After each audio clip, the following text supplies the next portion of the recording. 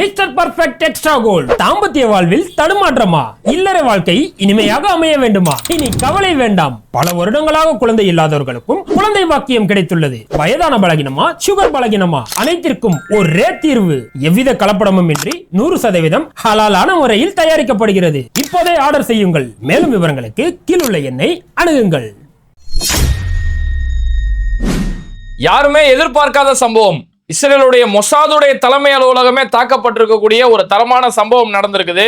இதை இஸ்ரேலிய மீடியாக்கள் மறைச்சாலும் அங்கிருந்து பல வீடியோக்கள் இப்போ உண்மை தகவல்கள் வெளிவர ஆரம்பிச்சிருக்கு. இந்த நேரத்தில் தான் டொனால்டு ட்ரம்ப் அவசரமா அலறி அடிச்சு வெள்ளை மாளிகையை நோக்கி ஓடக்கூடிய ஒரு சம்பவங்களும் இந்த பக்கம் நடந்திருக்கு. அதே மாதிரி ஈரான்ல இருந்து இப்போ வந்திருக்கக்கூடிய ஒரு செய்தி, ஈரானுடைய முக்கியமான ராணுவ தளபதி கொல்லப்பட்டுட்டாரு அப்படின்னு ஒரு செய்தியை வெளியிட்டாங்க. ஆனா கொஞ்ச நேரத்துல அந்த செய்தி பொய்யானது அப்படின்னு சொல்லி இஸ்ரேலை ஒத்துக்கக்கூடிய ஒரு சம்பவங்கள் நடந்திருக்கு. இந்த நேரத்துல திடீர்னு கத்தாரும் களத்துல இறங்கி இருக்கிறதால இந்த போர் சம்பந்தமான செய்திகள் அடுத்தடுத்த பரபரப்பை நோக்கி போயிட்டு இருக்கு. இதுல பார்த்தோம்னா இன்னைக்கு உலக அளவுல முக்கியமான ஒரு செய்தியா மாறி இருக்கிறது. மொசாதுடைய சென்டர் தாக்கப்பட்டிருக்கு அப்படிங்கறதா முக்கியமான செய்தி. ஏன்னா இப்ப நேத்து நம்ம பார்த்திருந்தோம் ஈரானுடைய IRIB, ஈரானுடைய முக்கியமான அவங்களோட பிராட்காஸ்டிங் சென்டர், அவங்களுடைய டிவி சேனல், அவங்களுடைய ரேடியோ சேனல் அங்க லைவ் நடந்துட்டு இருக்கும் போது இஸ்ரேல் அங்க ஒரு தாக்குதல் நடத்தினாங்க. அப்ப இந்த தாக்குதலுக்கு ஒரு கடுமையான எதிர்வினை இருக்கு அப்படின்னு சொல்லும் போது இது என்ன அடிக்க போறாங்கன்னு சொல்லி உலகமே எதிர்நோக்கி காத்திருந்த நேரத்துல இஸ்ரேலுடைய மொசாத் அலுவலகத்தை நோக்கிய ஒரு தாக்குதல் நடந்திருக்கு அப்படிங்கிறது மிகப்பெரிய ஒரு செய்தியா மாறி இருக்கு. இன்னைக்கு ஈரானுடைய IRGC சார்பில் இருந்து ஒரு அதிகாரப்பூர்வ தகவல் கொடுத்திருக்காங்க. நாங்க இஸ்ரேல அட்டாக் பண்ணிருக்கிறோம், அதுலயும் குறிப்பா மொசாதுடைய தலைமை அலுவலகத்துல எங்களோட அட்டாக் அடிச்சிருக்கிறோம் அப்படின்னு சொல்லி ஒரு அறிவிப்பு கொடுத்திருக்காங்க. த கார்டியன் இந்த செய்தியை உறுதி செஞ்சிருக்கிறாங்க. சர்வதேச ஊடகமா இருக்கக்கூடிய த கார்டியன் இந்த செய்தியை உறுதி செஞ்சிருக்கிறாங்க. ஆனா இருந்தாலும் இஸ்ரேல்ல இருந்து வரக்கூடிய சில மீடியாக்கள் இல்ல அப்படிலாம் நடக்கல, மொசாதுடைய அலுவலகத்துக்கு பக்கத்துல தான் தாக்குதல் நடத்தப்பட்டது அப்படி இப்படின்னு சொல்லி இந்த செய்தியை மடைமாற்றக்கூடிய வேலைகள் தான் இஸ்ரேல்ல இருந்து தொடர்ந்து செஞ்சுட்டு இருந்தாங்க. ஆனா அங்க களத்துல இருக்கக்கூடிய இன்ஃப்ளூயன்சர்ஸ், அங்க இருக்கக்கூடிய சோசியல் மீடியா இன்ஃப்ளூயன்சர்ஸ், இஸ்ரேல்ல இருக்கிறவங்களும் சரி ஈரான்ல இருக்கிறவங்களும் சரி, அது இந்த சம்பவத்தோட உண்மைத்தன்மையான வீடியோக்களை இப்ப வெளியில கொண்டு வர ஆரம்பிச்சிருக்காங்க. இந்த மொசாதுடைய கட்டடம் தாக்கப்பட்டதுன்னு சொல்றாங்களே, இந்த வீடியோவை பாரு அப்படின்னு சொல்லி காட்டுறாங்க. அங்க தாக்கப்பட்ட இடம் மிகப்பெரிய அளவுல தீ பத்திக்கிட்டு எறிகிற மாதிரி, மிகப்பெரிய அளவுல தீ கொழுந்து விட்டுக்கிட்டு எரியுது. அங்க இஸ்ரேலுடைய அங்க இருக்கக்கூடிய மீட்பு படையினர் அந்த தீயை கட்டுப்படுத்துறதுக்கு பெரிய அளவுல போராடிக்கிட்டு இருக்காங்க. அந்த தீ கொஞ்சம் கூட ஓய்வே இல்லாம அந்த ஏரியா முழுக்க பத்தி எறியக்கூடிய ஒரு வீடியோ காட்சிகள் நம்மளால பார்க்க முடியுது. அதுல இன்னொரு வீடியோ பார்த்தோம்னா அது பக்கத்துல இருக்கக்கூடிய ஏதோ ஒரு கட்டடம், அது ஒரு ஷாப்பிங் மாலா அல்லது அங்க இருக்கக்கூடிய ஏதாவது ஒரு கடையா அப்படிங்கிறது தெரியல. அந்த இடமும் பெரிய அளவுல நொறுங்கி போய் பத்தி எரிஞ்சுக்கிட்டு இருக்குது.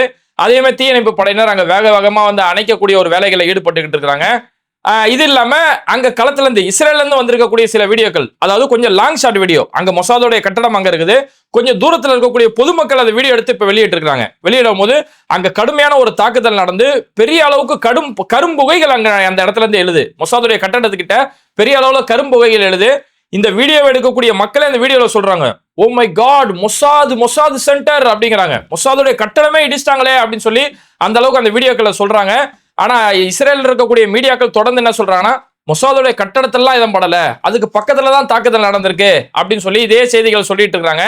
நம்ம என்ன கேட்கிறோம்னா, உண்மையிலே அங்க தாக்குதல் நடத்தப்படல அப்படின்னா அங்க இருக்கக்கூடிய நியாயமான மீடியாக்கள் என்ன செய்யணும், உடனே ஸ்பாட்டுக்கு போலாம். நீங்க அங்கதான், ஏன்னா டெல்லவிவ்ல தான் மொசாதுடைய சென்டர் இருக்குது. அப்ப நீங்க அங்கே களத்துக்கே போய் பாருங்க, மொசாதுடைய சென்டர் சேஃபா தான் இருக்கு, இங்க எந்த ஒரு தாக்குதல் நடத்தலன்னு சொல்லி களத்துல இருந்தே காட்டலாம். இப்போ ஒண்ணும் இல்ல, இந்தியா பாகிஸ்தான் சமீபத்துல இந்த ஆபரேஷன் சிந்தூர் இந்த வாரம் நடந்தது, பாகிஸ்தான் அழிக்கப்பட்டதுன்னு சொல்லி இங்க நிறைய மீடியாக்கள் செய்தி போடும்போது பாகிஸ்தான்ல இருக்கக்கூடிய நியூஸ் சேனல் செஞ்சாங்க, அங்க தெருக்கல்ல போய் வீடியோ எடுத்து பாகிஸ்தான் சேஃபா தான் இருக்குன்னு அவங்க வீடியோக்கள் காட்டினாங்க. இந்தியா அழிக்கப்பட்டு பாகிஸ்தான் தரப்புல இருந்து சொல்லும் போது இங்க இந்தியாவில் இருக்கக்கூடிய ஊடகங்கள் இந்தியாவோட நிலைமையை, யதார்த்த நிலைமை நம்ம எடுத்து காமிச்சோம். அப்ப அந்த மாதிரி இங்க மொசாதுடைய கட்டடத்துக்கு எந்த சேதமும் இல்ல, அங்க தாக்குதல் நடத்தப்படல அப்படின்னா நீ நியாயமானவனா இருந்தா அந்த பில்டிங்கை போய் காட்டணும், பில்டிங் சேஃபா தான் இருக்கு அப்படின்னு காட்டணும். அப்ப எப்போ அதை நீங்க காட்ட தவறிட்டீங்களோ அப்பவே இதுல வரக்கூடிய IRGC சொல்லக்கூடிய அந்த செய்தியா இருக்கட்டும், அங்க களத்துல இருந்து வரக்கூடிய வீடியோக்களா இருக்கட்டும், மொசாதுடைய சென்டருக்கு ஒரு கடுமையான சேதம் ஏற்பட்டிருக்கு அப்படிங்கறத இது மூலமா நம்மளால புரிஞ்சுக்க முடியுது. ஓகே, இதையும் தாண்டி இஸ்ரேல்ல இன்னைக்கு முழுக்க என்னெல்லாம் பாதிப்புன்னு பார்த்தோம்னா, இன்னைக்கு செவ்வாய்க்கிழமை காலையில மட்டுமே, காலையில ஒரு 3:30 மணில இருந்து இன்னைக்கு மதியம் வரைக்கும் மட்டுமே கடுமையான தாக்குதலை இஸ்ரேல் எதிர்கொண்டுட்டு இருக்காங்க. இதுல பார்த்தோம்னா காலையில ஒரு 3:30 மணிக்கு இஸ்ரேல்ல இருந்து வரக்கூடிய ஊடகங்கள் சொல்லக்கூடிய செய்தி என்னன்னா, ஈரான் வந்து 10 மிசைல் அட்டாக் அடிச்சிருந்தாங்க. 10 மிசைல் 3 வெவ்வேறு நேரங்கள் அடிச்சாங்க. காலையில 3:30 மணிக்கு ஒரு தடவை, 4:30 மணிக்கு ஒரு தடவை, அதுக்கப்புறம் ஒரு தடவை அடிச்சாங்கன்னு சொல்லி காலையில இருந்து வெளிவந்த செய்திகள். இதெல்லாம் எங்கெல்லாம் அடிச்சாங்க அப்படின்னு சொல்லும் போது மத்திய இஸ்ரேல்ல பெரிய அளவுல ஒரு தாக்குதல் நடத்தப்பட்டது. ஈரானுடைய மிசைல் வந்து அடிச்சதுல அந்த மத்திய இஸ்ரேல் அந்த விழுந்த இடமே பெரிய அளவுல ஒரு பள்ளம் ஏற்பட்டது அப்படிங்கிற ஒரு செய்தியை வெளியிட்டாங்க. இந்த பள்ளம் வந்துருச்சு அப்படின்னும் போதுதான் நம்ம காலையில வீடியோல கூட சொல்லியிருந்தோம். இப்ப இஸ்ரேல்ல இருக்கக்கூடியவங்களை வந்து நீங்க பங்கர்ல போய் ஒளிஞ்சவங்க அப்படின்னு சொல்லும் போது அந்த பங்கர் கூட தாக்கு பிடிக்க மாட்டேது, பங்கர் வரைக்கும் அந்த தாக்குதல் போகுது அப்படின்னு சொல்லி இஸ்ரேல்ல இருக்கக்கூடிய மீடியாக்கள் சொன்னாங்களே. இந்த பள்ளத்தை பார்த்தா நம்மளால புரிஞ்சுக்க முடியுது ஈரானுடைய அட்டாக் எந்த அளவுக்கு வலிமையா இருந்தா அது இவ்வளவு பெரிய பள்ளம் ஏற்படுது அப்படிங்கறத புரிஞ்சுக்க முடியுது. அதே மாதிரி வடக்கு இஸ்ரேல்ல இருந்து வரக்கூடிய சில காட்சிகளை நம்மளால பார்க்க முடிஞ்சது. வடக்கு இஸ்ரேல் நடத்தப்பட்ட தாக்குதல்ல அந்த ஏரியா முழுக்கவே பெரிய அளவுல தீப்பற்றி எரிஞ்சு பெரிய அளவுல சைரன் சத்தங்கள் இந்த ஏரியால ஒழிச்சிட்டு இருந்தது அப்படிங்கிற செய்தி. அதே மாதிரி நெத்தனியாவுடைய பகுதி, நெத்தனியாங்கிறது இஸ்ரேல்ல ஒரு முக்கியமான ஒரு நகரம், ஒரு கடல் சார்ந்த ஒரு பகுதி. ஏன்னா நெத்தனியா இப்ப எங்க இருக்காருன்னே தெரியல, அவர் வேற எங்கேயும் வெளிநாடு தப்பிச்சு போயிட்டாரா, பங்கருக்குள்ள ஒளிஞ்சிட்டு இருக்காரான்ற எந்த ஒரு அதிகாரப்பூர்வமான செய்தியுமே இல்ல. இது நான் சொல்ற நெத்தனியான்றது இஸ்ரேலுடைய ஒரு பகுதி. இந்த நெத்தனியாவுடைய பகுதிகளில் பெரிய அளவுல ஈரானுடைய ராக்கெட்டுகள் தொடர்ந்து போயிட்டே இருந்தது அப்படிங்கிற செய்திகளுமே இஸ்ரேல்ல இருந்து வரக்கூடிய ஊடகங்கள் இந்த செய்திகளை பதிவு செய்யறாங்க. இப்படி தொடர்ந்து இரவு முழுக்க நடந்திருந்த தாக்குதல், அதாவது அதிகாலையில இருந்து இன்னைக்கு மதியம் வரைக்கும் நடந்துட்டு இருந்த இந்த தாக்குதல்ல இஸ்ரேலுடைய ஐடிஎஃப் அவங்களுடைய ராணுவம் என்ன சொல்றாங்கன்னா ஒரு ராணுவ வீரர் கொல்லப்பட்டுட்டாரு அப்படின்னு சொல்லி அவங்களோட தரப்புல இருந்து ஒரு ராணுவ வீரர் அப்படின்ற செய்தியை சொல்றாங்க. அதுக்கப்புறமா இன்னைக்கு மதியத்துக்கு மேல மதியம் 1 மணிக்கு மேல இஸ்ரேலுடைய ஹெர்சியாவுடைய பகுதி, இந்த ஹெர்சியாவுடைய பகுதியில ஈரான் தொடர்ந்து ஒரு 30 ட்ரோன் தாக்குதல் ஒன்று நடத்துனாங்க. அந்த 30 ட்ரோன்ல நடத்தின தாக்குதல்ல ஒரு பஸ் எரிந்து விட்டது அப்படின்னு சொல்லி ஒரு வீடியோ மட்டுமே காமிச்சாங்க, ஒரு செய்தியை மட்டும் காமிச்சாங்க. அதுக்கப்புறமா அந்த செய்தியில இன்னும் நம்ம உள்ள போய் படிக்க போகும்போது கீழே கடைசியில தான் முக்கியமான செய்தியை ஒளிச்சு வச்சிருக்கிறாங்க. அங்க என்னன்னா இந்த பஸ் எரியுது இல்லையா, இந்த ஹெர்சியாவுடைய பகுதி, இது என்ன இடம் அப்படின்னா இஸ்ரேலுடைய ஏவுகணை சேமிப்பு தளம், அவங்களுடைய ஏவுகணை சேமிச்சு வச்சிருக்கக்கூடிய இடம். அந்த இடத்துல தான் அந்த 30 ட்ரோன்களை வச்சு ஈரான் தாக்குதல் நடத்திருக்காங்க. அப்ப ஏவுகணை சேமிப்பு தளம் பாதிக்கப்பட்டிருந்தது முக்கியமான செய்தி, அதை மேல தலைப்பு செய்தியாவோ முக்கிய செய்தியாக போடாம அதை உள்ள ஒளிச்சு வைக்கக்கூடிய வேலைகள். அப்ப இஸ்ரேல்ல இருந்து வரக்கூடிய பல செய்திகள் எல்லாமே இது மாதிரி மூடி மறைச்சு வரக்கூடிய செய்திகள் தான் இங்கிருந்து வெளியில வருது. குறிப்பா ஈரானுடைய ராணுவம் அவங்க தொடர்ந்து அவங்களுமே டார்கெட் வச்சு கரெக்டா அடிச்சுட்டு இருக்காங்க. நேற்று இவங்களுடைய பிராட்காஸ்ட் சென்டர் அடிச்சாங்க, இன்னைக்கு பதிலுக்கு மொசாதுடைய சென்டர் தாக்குதல் நடத்துறாங்க. இவங்களுடைய ராணுவ நிலையங்கள் தாக்குதல் நடத்த போகும்போது பதிலுக்கு அவங்களுடைய ராணுவ தளங்கள், ராணுவத்துடைய சேமிப்பு தளங்கள் நோக்கி சரியான முறையில் ஈரான் பதிலடி அடிச்சிருக்காங்க அப்படிங்கிறத இந்த செய்திகள் மூலமா நம்மளால புரிஞ்சுக்க முடியுது. இப்போ இஸ்ரேல்ல இருந்து வந்திருக்கக்கூடிய களத்துல இருந்து வந்திருக்கிற அடுத்த முக்கியமான செய்தி என்னன்னா இஸ்ரேல்ல இருந்து மக்கள் கூட்டம் கூட்டமா வெளியேறி போயிட்டு இருக்காங்க அப்படிங்கிற செய்தி. ஏன்னா காலையில நம்ம சொல்லியிருந்தோம் அந்த பதுங்கு குழியில மக்கள் இருக்கும்போது பதுங்கு குழியிலுமே இப்ப சேஃப் இல்லைங்கிறதால உள்ளூர் சேர்ந்த மக்கள், நான் சொல்றேன் இஸ்ரேல்ல சேர்ந்த மக்கள் பல இடங்களுக்கு 3000க்கும் மேற்பட்ட மக்கள் வேற இடங்களுக்கு காலி பண்ணி போயிட்டாங்க. இப்ப இஸ்ரேல்ல இருக்கக்கூடிய வெளிநாட்டை சேர்ந்தவங்க, ஏன்னா நேத்து சைனா சார்பில் வந்து ஒரு அறிவிப்பு கொடுத்திருந்தாங்க, இஸ்ரேல்ல இருக்கக்கூடிய சைனாவை சேர்ந்தவங்க சீக்கிரம் நம்ம ஊருக்கு வந்துருங்க, அங்க நீங்க ஒரு சுற்றுலா பயணியா போயிருந்தாலோ இல்ல வேலை நிமித்தமா படிப்பு நிமித்தமா போயிருந்தாலோ நீங்க உடனே சைனா திரும்பிடுங்கன்னு சொல்லி சைனாவே ஒரு அறிவிப்பு கொடுத்தாங்க. அந்த அளவுக்கு இஸ்ரேல் பாதுகாப்பு இல்லாத ஒரு நிலைமையை எதிர்ப்பு நோக்கி காத்துட்டு இருக்குது. அப்ப அங்க இருக்கக்கூடிய வெளிநாட்டை சேர்ந்தவங்க இப்ப அங்க இருந்து வெளியேற முடியல, ஏன்னா வான் பாதுகாப்பு முழுக்கமா மூடப்பட்டுருச்சு. அப்ப பிளைட்ல வரதுக்கு வெளியில வரதுக்கு வாய்ப்பே இல்லை. அதனால என்ன செஞ்சிருக்காங்கன்னா இஸ்ரேல்ல இருக்கக்கூடிய வெளிநாட்டை சேர்ந்தவங்க வெளியேறதுக்காக பஸ் ஏற்பாடு செஞ்சிருக்காங்க. பஸ் மூலியமா அங்கிருந்து எகிப்துக்கு போய் எகிப்துல இருந்து அங்கிருந்து தப்பிச்சு வந்துடலாம் அப்படிங்கிறதுக்காக இஸ்ரேல்ல இருக்கக்கூடிய வெளிநாட்டை சேர்ந்தவங்க வேக வேகமா அங்கிருந்து வெளியேறக்கூடிய காட்சிகள்.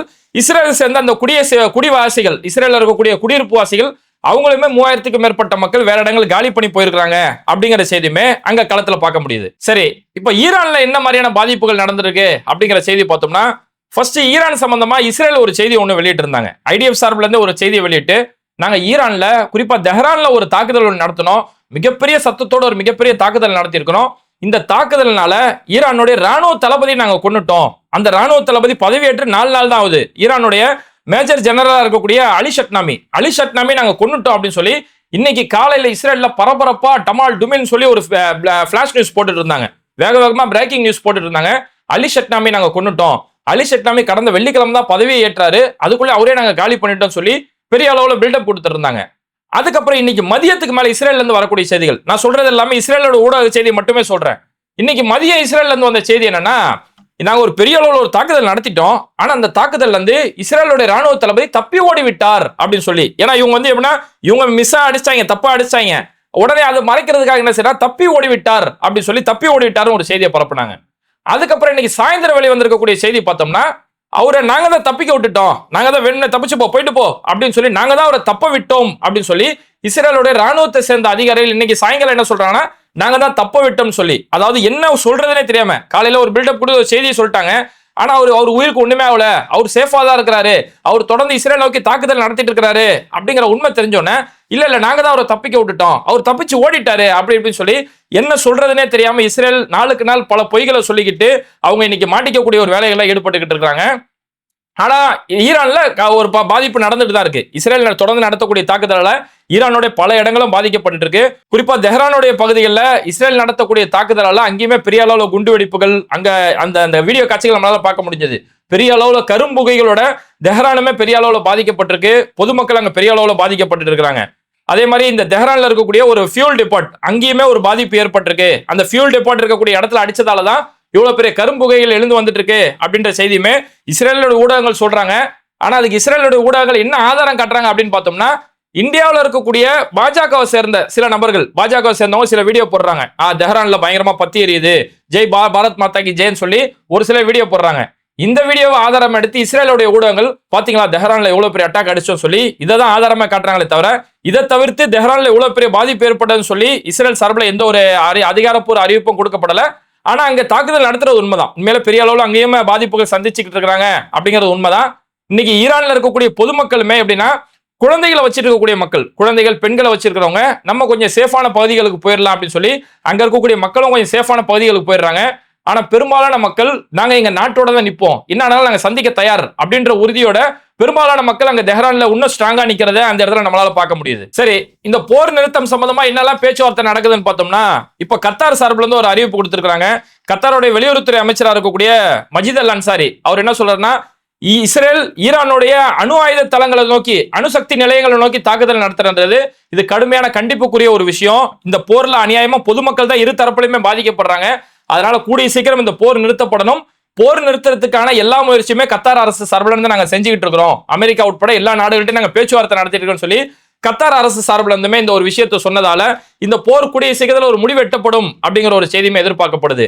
ஏன்னா G7 மாநாட்டில் நடந்ததுமே அதுதான். G7 மாநாட்டில் கனடா உட்பட எல்லா நாட்டு தலைவர்களுமே சொன்ன முக்கியமான விஷயம் என்னன்னா, அங்க இந்த போர் உடனடியாக நிறுத்தப்படணும், மத்திய கிழக்குல ஒரு அமைதி ஏற்படணும் அப்படின்றத அவங்க முன் வச்ச முக்கியமான ஒரு கோரிக்கை.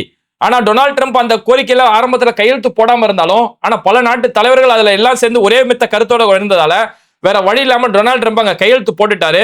ஆனா அறக்க பறக்க அங்கிருந்து கிளம்பி ஓடி இருக்காரு டொனால்ட் ட்ரம்ப்.